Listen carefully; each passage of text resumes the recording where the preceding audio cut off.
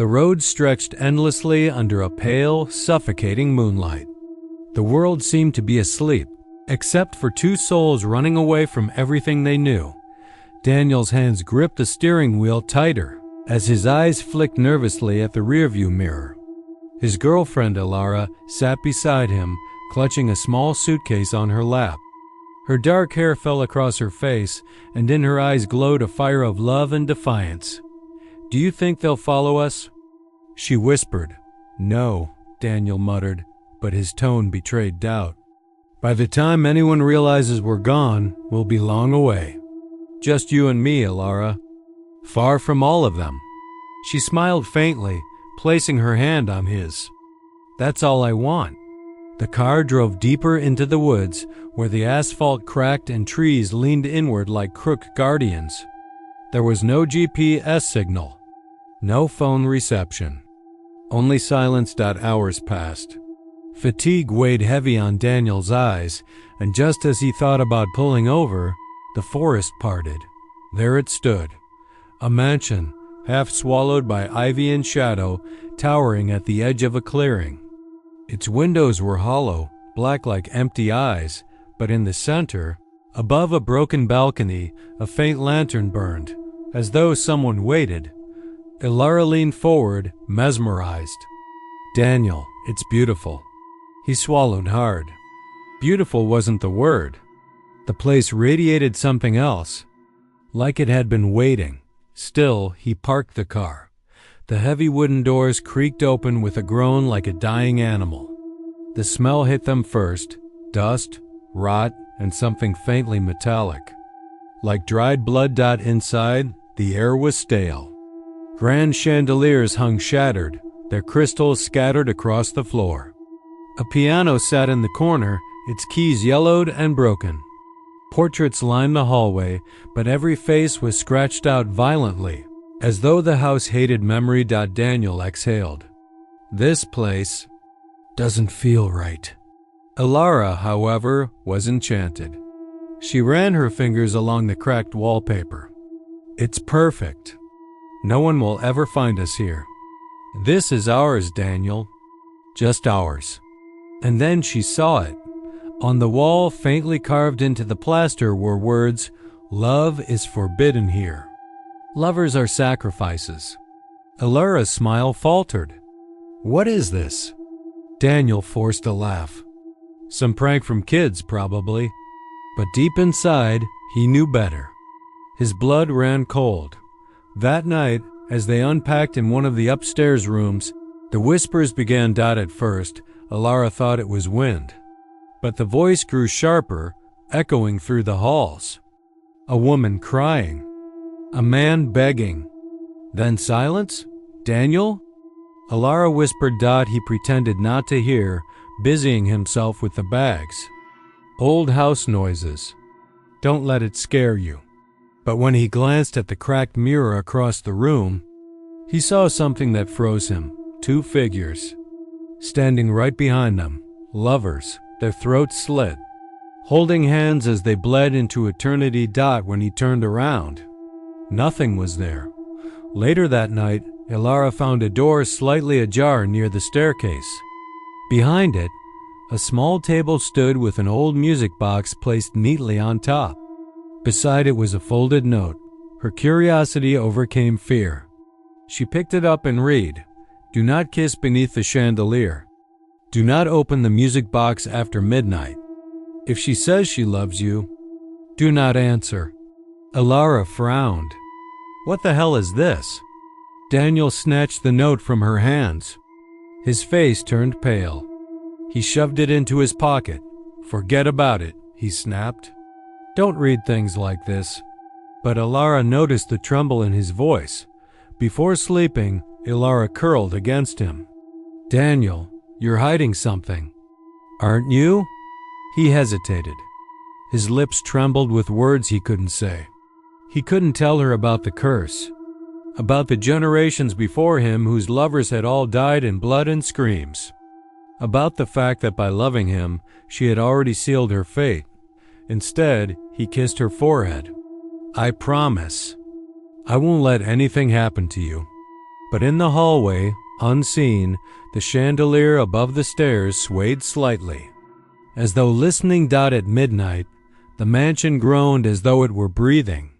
Elara stirred awake, hearing the faintest melody of a music box. She rose quietly, her bare feet touching the cold floor. Down the hallway, the shadows stretched unnaturally long. She followed the sound to the staircase, where the chandelier swayed violently now, as though it waited for something. A whisper echoed in her ear, "Kiss him." Beneath the light, seal the promise. Her heart pounded. She turned back toward the room, toward Daniel. But behind her, in the reflection of a shattered mirror, she saw herself standing. Only this version had blood dripping from her lips, smiling wickedly. Elara returns to bed, shaken. She doesn't mention what she saw. Daniel lies awake, eyes wide open, staring at the ceiling. He already knows. The house has chosen her. The next night, the house was colder. Shadows clung to the walls like tar, and the lanterns flickered though there was no wind. Elara couldn't sleep. That sound, that faint lullaby haunted her. She slipped out of bed and followed it down the hall. There it was again, the small music box on the dusty table, its lid slightly open. Its carved ballerina turned slowly, though no one had wound it. Her hands trembled. She leaned closer. Inside, a note had appeared that hadn't been there before. She will open it. She always does. Her breath caught. Before she realized it, her fingers brushed the lid. The melody rose, sweet at first, then warped, twisting into screams muffled under the tune. The walls shook. The chandelier above the stairs rattled violently. From the shadows, shapes began to crawl out, lovers with torn throats, blood dripping from clasped hands, their faces twisted in eternal agony. "Daniel!"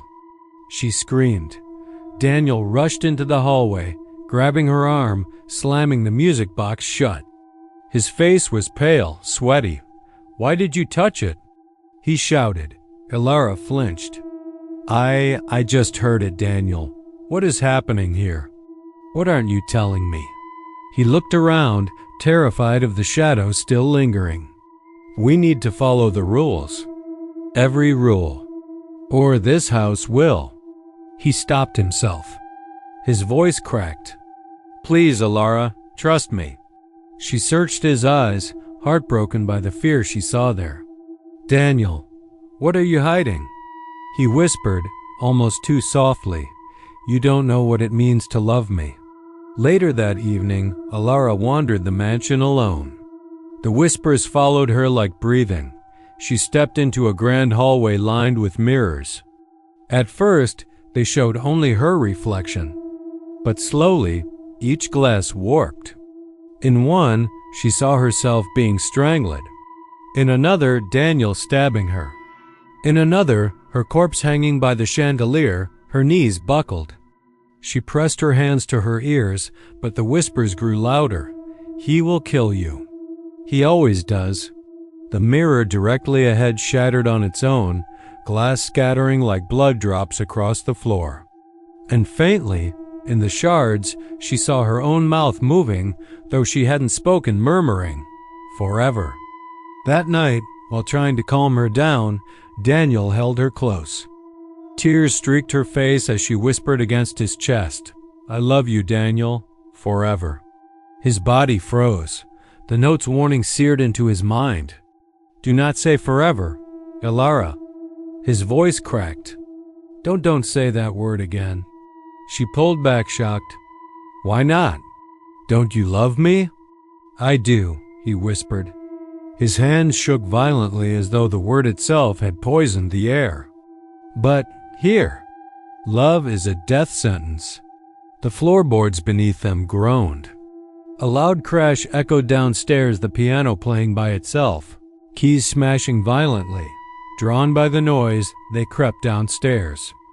The dining hall, once abandoned, was alive with figures. Shadows of couples filled every seat, feasting on nothing, laughing soundlessly. Blood dripped down the tablecloth. At the head of the table sat a man with hollow eyes, a crown of rusted nails piercing his skull. He lifted a goblet filled with something dark. His voice rattled the room. Every lover dies here. Every promise feeds us. Ilara clutched Daniel's hand, but the ghostly couples all turned their heads in unison, staring at her. Their mouths opened, and from every throat came the same chant, "Kill her. Kill her. Kill her." Shaking, Daniel pulled Ilara back upstairs, slamming the door to their room. His chest heaved as though he'd been drowning. "I can't hide it anymore," he confessed. His voice was broken, hollow. "Every woman I've ever loved, every girl before you, the house took them. My family is cursed. Love me, and you die." Ilara's face turned pale. "And you brought me here?" "Daniel, how could you?" "I thought I could fight it," he said, tears in his eyes. "I thought maybe if I followed the rules, if we were careful, it wouldn't claim you." Her voice cracked. "So what happens now?" He didn't answer. His silence was enough. At midnight, a knock echoed through the door. Slow, heavy. 3 times. Ilara held her breath. Daniel pressed a finger to his lips. Then came the voice. Her own voice. "Daniel, let me in. It's me. I just want to say I love you." Ilara's eyes widened in horror. She shook her head violently, clutching his arm. "That's not me. Don't open it." The doorknob rattled. The knocking grew violent, shaking the frame. Finally, silence. When Daniel dared to peek through the crack, there was no one. Only a smear of blood on the floor leading away into the darkness. By dawn, Ilara collapsed, sobbing into his chest. "I can't do this anymore, Daniel. We can't stay here. Please. Let's leave." He stroked her hair, voice trembling. "It's too late." Outside, the sun should have risen, but the windows showed only endless night. The mansion had swallowed them whole. The rules weren't warnings. They were traps. And they had already broken too many. Ilara realizes she's not just trapped in a cursed house, she's trapped in Daniel's curse. His bloodline, his past. And the house has already marked her as the final sacrifice.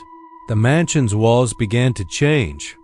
Words scrawled themselves in dripping red, fresh as if carved by invisible hands. "Every love must end in blood. You are the final one." Ilara stumbled backward, her hands shaking. "Daniel, it knows my name. It wants me." Daniel grabbed her shoulders, desperation in his eyes. "I won't let it happen. I'll fight it this time." But the house groaned around them as if mocking his promise. The whispers of the dead lovers rose again, wrapping them like chains. At the center of the mansion, in the great hall, stood the largest mirror of them all. Unlike the others, it was whole, flawless, and waiting. The whispers pulled them there. Shadows of couples circled the hall, chanting softly. Their faces blurred, their bodies swaying like dancers. Daniel's reflection moved differently than him. In the glass he held a knife. Ilara gasped. "Daniel, do you see that?" He shook his head violently. "It's not me. It's the house trying to." The reflection smiled. A cruel, knowing smile. Slowly, it carved into the glass with the knife. "Kill her or be taken." The mirror cracked but didn't shatter. Blood seeped through the fissures. That night, Daniel began to change. His voice grew distant, his eyes glassy. When Ilara touched his hand, it was ice cold. She woke at midnight to find him standing over her, knife in hand, tears streaming down his face. "Run," he whispered through gritted teeth, "before I can't stop myself." She scrambled out of bed, heart pounding, rushing down the hall. But the mansion twisted again, doors where there hadn't been doors, staircases looping endlessly. Every hallway ended at the same place, the mirror. Behind her, Daniel's footsteps echoed. I don't want this, but it wants you.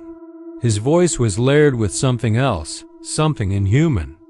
In the great hall, Ilara turned to face him.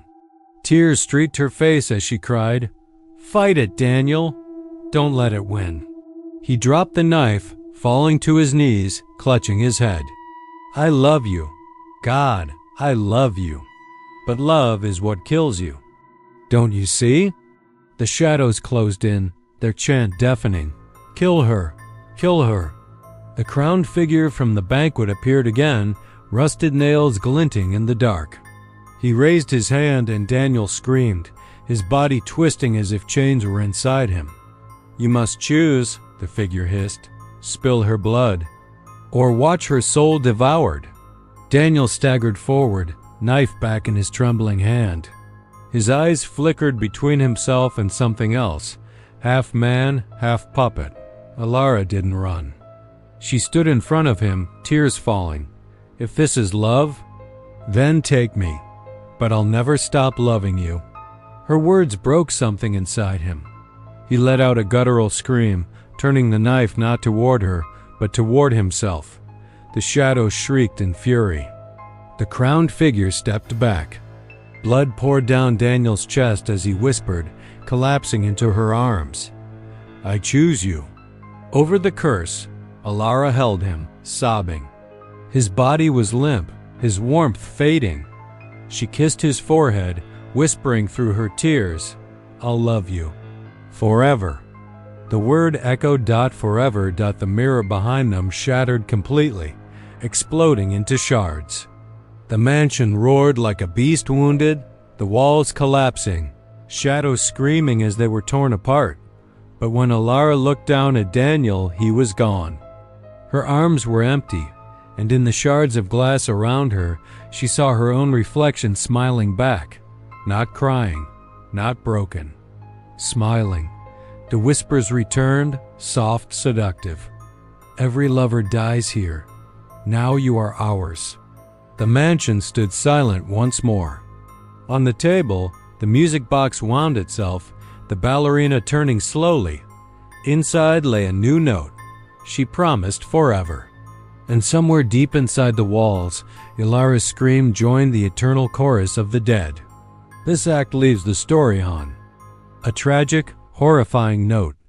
Daniel sacrifices himself to save Ilara, but her final promise, forever, seals her own fate.